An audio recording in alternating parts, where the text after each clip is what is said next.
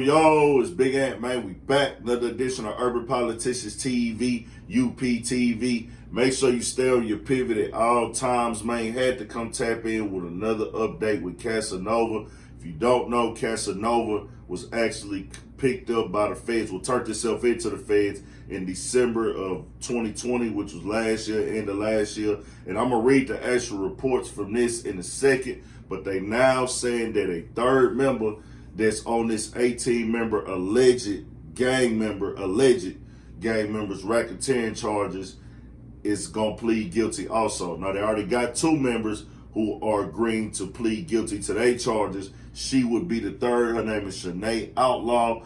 And this is what happens, bro. The feds, they don't want you to really go to trial. They'd rather you go ahead and cop out and take the plea. Most people do take the plea on this right here because of the simple fact they don't have the resources to beat the feds. The feds got unlimited resources, and if you lose on trial, you're going to get the maximum time. So if they offer you 10 years or 5 years or 8 or whatever they offer you, 11, 15, people will say, well, damn, if I go to trial, bro, I'm going to get maxed out, which could be 40, 60, depending on what your crimes is, and you can't beat them because they got such a wide range of what they can do.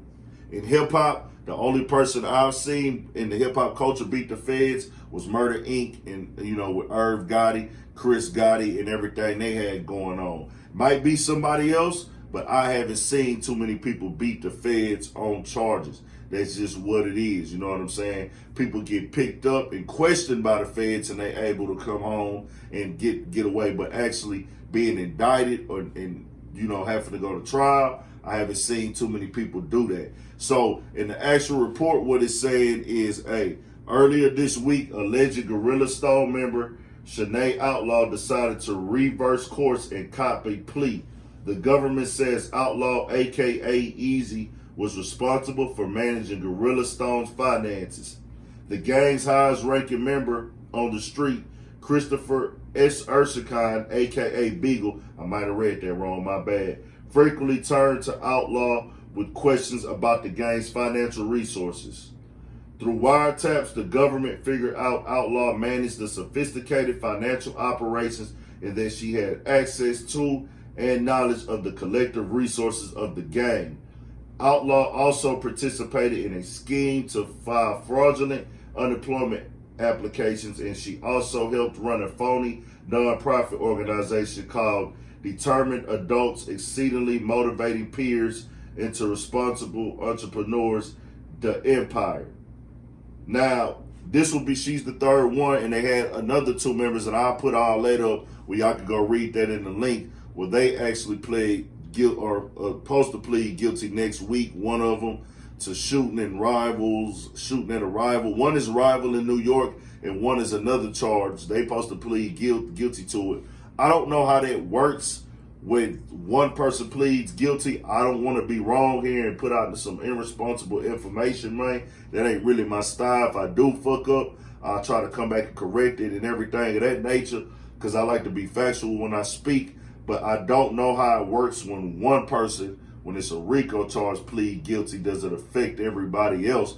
But it is an acknowledgement that this thing does exist.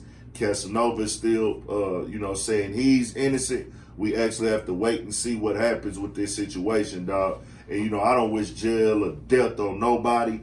I understand, the environment that people is brought up in. I understand the culture that we in, and our lifestyle as African Americans is really different for us, bro. And I say African Americans because the fact that they brought our people to motherfucking Africa, from Africa, and we've been dealing with systematic oppression since day one.